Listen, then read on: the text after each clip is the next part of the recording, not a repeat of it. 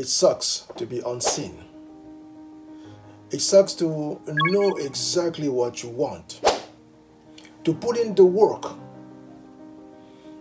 do overtime, yet at the end of the day only reap zero visibility. It sucks, I know. The good news is you can change that. You can increase your visibility. You can boost your career and come to a place where you start now creating options as far as your career is concerned. Because at the end of the day, let's face it, when it comes to opportunity for advancement, when it doesn't happen, most of the time, not always, but most of the time, it is because either you have not been promoting your name properly. So the decision makers do not know your name. The decision makers do not mention your name in the conversations. And more specifically or more precisely, they do not mention your name when it comes to discussion about an upcoming promotion. And because your name is completely unheard of, no one then is going to think about you when it comes to the promotion. At the same time, I know someone is going to say to me that, yes, but you don't know what I've been going through. My position is completely unique. It's all about office politics. Here's the funny thing. Yes, office politics play its part when it comes to one's promotion. Because at the end of the day, you don't work for a company, you work for people and you work with people. So it pays to learn how to navigate relationships.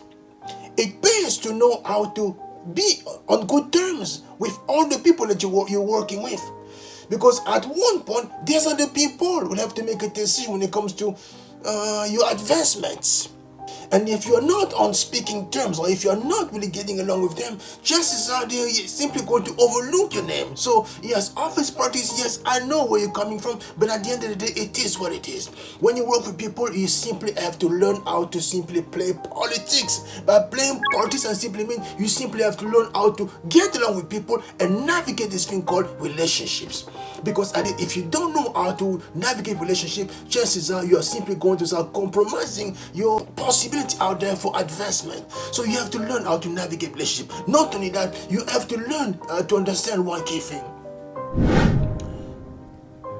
As much as we would like to think that the process is actually subjective, the criteria that the decision maker are using to select the next person in line are subjective. The truth is, for most organizations out there, it is more objective than one can possibly admit. As a matter of fact, as far as your own particular situation is concerned, there are two sets of criteria you have to look at.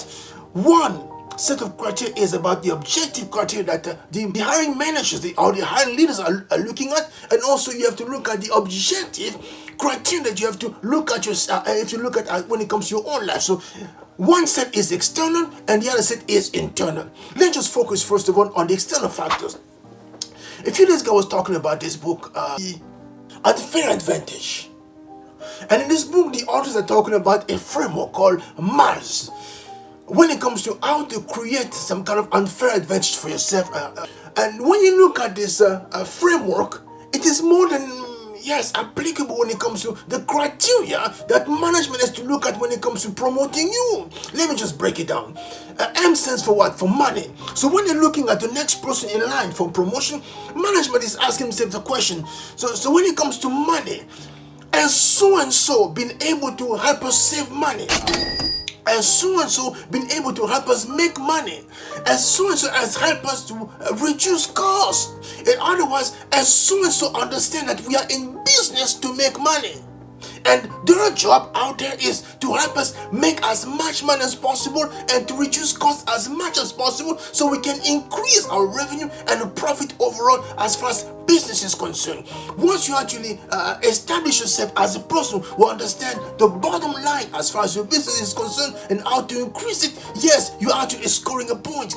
Number two, it comes down to initiative. It comes down to insight and intelligence. They're asking themselves the question, when it comes to this company, does so and so contribute ideas, does so and so contribute articles, does so and so contribute suggestions that we can consider when it comes to taking our business from where it is right to the next level. If they look at your fast and they say that you're always very quiet, always very shy when it comes to sharing your ideas, they're simply going to say, but so and so is not really understanding why we're in business, so we're simply going to discount so and so and dismiss the request for promotion. L stands for what? For location. Where you are right now, as far as your department is concerned, as far as your particular position is concerned, how aligned is it with the position that you are shooting for? If there's no alignment and you've not done anything to prove that what you're doing is aligned with where you're going, of course, why will they consider you? E, for education.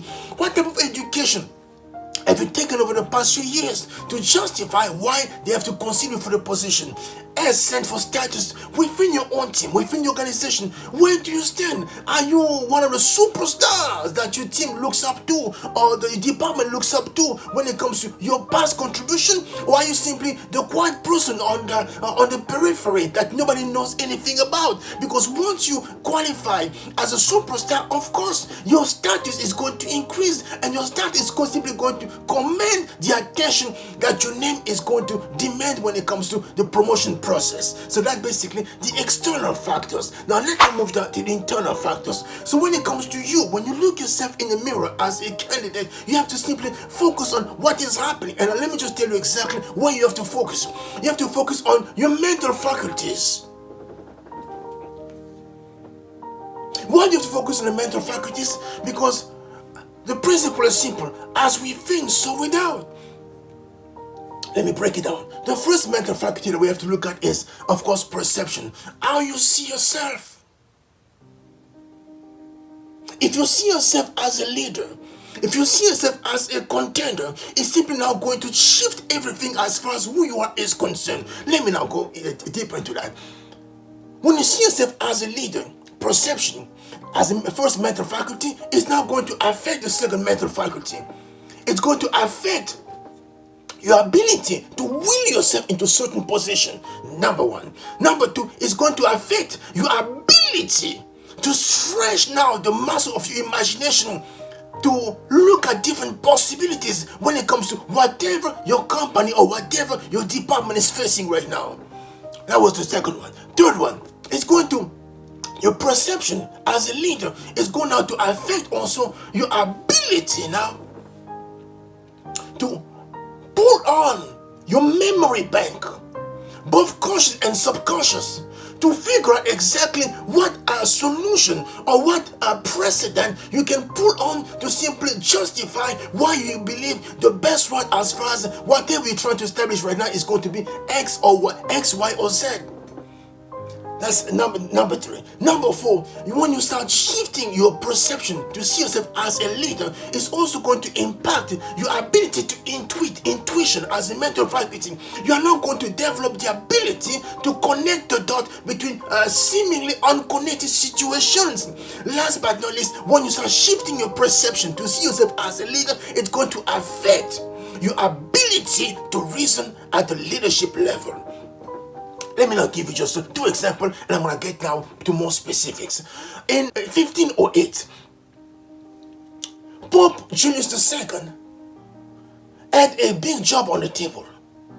The Sistine Chapel needed to be painted. So there were a few names floating around, amongst them Leonardo da Vinci and many other artists that were vying for the position. Ultimately, Pope Julius II decided to settle on one specific name, and the name was Michelangelo, a young artist. When he went to tap on his shoulder, the young artist was completely taken aback. He says, "Why, me? Are you considering me for this top job?" He said, "Yes. We've reviewed all the application. We've looked at every applicant's resume, and we believe that you are the most suited candidate when it comes to this particular job." Michelangelo was simply beyond shocked. His initial reaction was simply to say that, yes, I believe someone out there is trying to prank me. I believe that this is simply a very bad joke. If it's not a bad joke, I believe one of my enemies by the name of Raphael is simply trying to set me up for failure.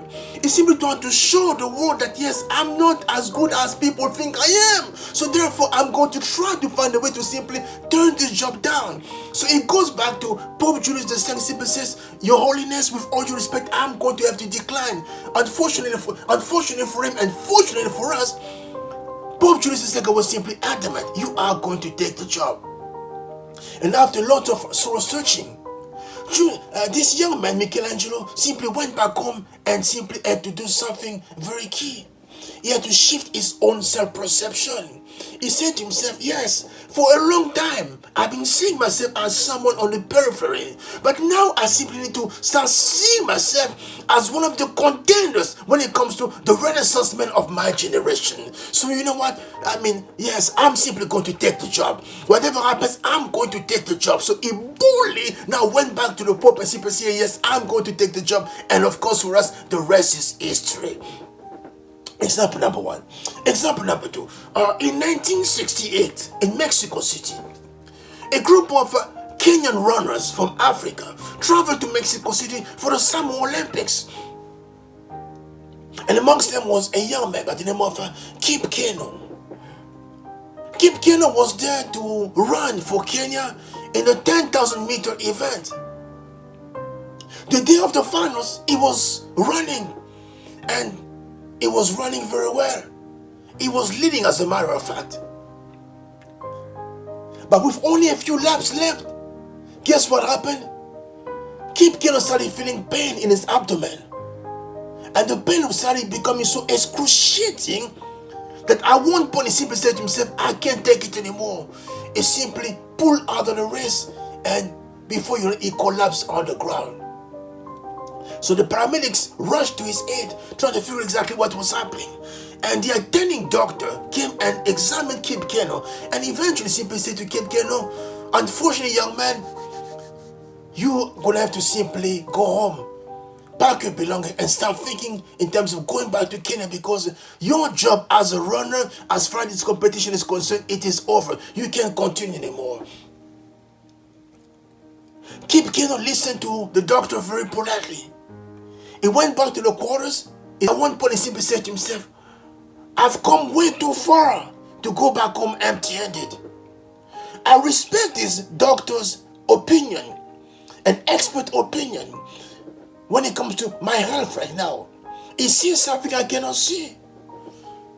But I'm simply going to park his opinion for a few minutes and ask myself the key question. Kip Keino, when you look yourself in the mirror, what do you see? He said, I see a crown. I see a leader. I see someone who is here as a pioneer. And right there, the simply says, forget about what this doctor said. I'm going to take my stuff. I'm going to now run and try to put my name down for the next event, which is now the 1500 meter. That's exactly what he did. The soldier, sure, if you want to run, yeah, you can actually come and run. The time when the event was supposed to happen, he jumps in a taxi, and he starts going towards the Aztec Stadium where the event was taking place. When the taxi got close to the Aztec Stadium, unfortunately for them, it was mayhem around this area. So it was not, they were not moving at all. So Kip Keino simply says, I'm not going to let the situation deter me. I'm going to find a way to simply jump out of this taxi and start running towards the stadium. He spoke to the cab driver, and the cab driver simply said, yeah, but it's a few blocks down the road. It's way too far for you to actually run to the place. The gentleman simply said, no, it's okay. For me right now, it's a do or die situation. I might as well start running towards the stadium. And that's what he did. And by the time he arrived at the stadium, it was basically the time when they were supposed now to get in line to start running. He got himself ready. He was already so warmed up, and he just got to the line, and the gun went off. They started running. At first, Kip Keino was in the back, trying to still make sense of what was happening. He trained for the 10,000 meters, and now he was now running in the 1,500 meters, trying to figure out exactly what was happening. So he was in the back. But before you know it, Kip Keino become as if he was possessed. Kip Keino started running as if he was basically fighting for his life. The gentleman started propelling himself with so much intensity as if somebody told him that yes, at the finish line, you're going to receive a paycheck that's going to change the trajectory of your whole family and your whole country. He started running so fast that by the time he reached the finish line, the gap between him and the second person was so huge that people wonder what has happened. Number one. Number two, he finished. He established a personal record, a world record as far as the event was concerned. And when the others run finally made it, they all collapsed. But Kip Keino was still standing as if this had been light work for him. How did this happen? Self-perception. He simply says mental faculties. He said, I'm going to have to defer to my own judgment. What do you see when you look yourself in the mirror? I'm not going to look myself in the mirror and simply say, yes, you are now going to go home. I'm going to find a way to stay here and make history. And that's exactly what he did.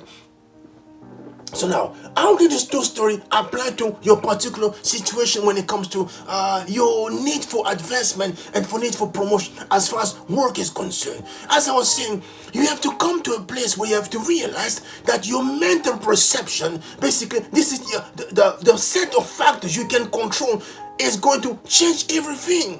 When you start seeing yourself as a leader, this will affect your ability now to start imagining the next step as far as your own courses is concerned and your own organization is concerned. Number one, when you start seeing yourself as a leader, the perception is going out to cause you to will yourself to the forefront. See, to simply say to yourself, I'm not going to stay on the fringe, but I'm going to come to the forefront where I so belong. And that's exactly what Kip Keino did. He says, I see myself as a leader. A leader is not in the back. A leader is leading. So why are you in the back? So he propelled himself to the front, and that's where he stayed until the very end. Number two, when you start seeing yourself as a leader, it's going to simply propel you to a place where you're going to start putting out demands on your memory bank, on everything that's been stored consciously, unconsciously in your head, to simply give you idea or next step as far as what you have to do is concerned. When you start seeing yourself differently, your perception is going to cause you to start intuiting the next step and making connection between seemingly unrelated events. Last but not least, when you start seeing yourself as a leader, this self-perception is going to impact also your ability now to start reasoning as a leader. This is on high level what you have to do when it comes to how to shift the situation and to create momentum as far as you are concerned. But more specifically, when it comes to how to do that, I'll simply give you 4 steps to consider. I'll call them the 4 R's. Number 1, you simply have to learn to reframe whatever is happening right now and simply find a way to call it something different. Why is this particularly important? And that's the first R. Let me just give you a story. In 1908, somewhere in France, a Spanish painter by the name of Pablo Picasso was about to publish a painting that he decided to call Mon Bordel, which in English simply translates in My Brother. So basically, a place where men go and have fun with different sex workers. That was the name he gave to his paintings. But as he was about to publish the painting, one of his friends, a poet by the name of André Slasson, simply looked at him and simply said, no, you can call this thing Mon Bordel. We have to find a more refined name for this painting. How about we call this thing Les Demoiselles d'Avignon? At first, Picasso was a bit reluctant.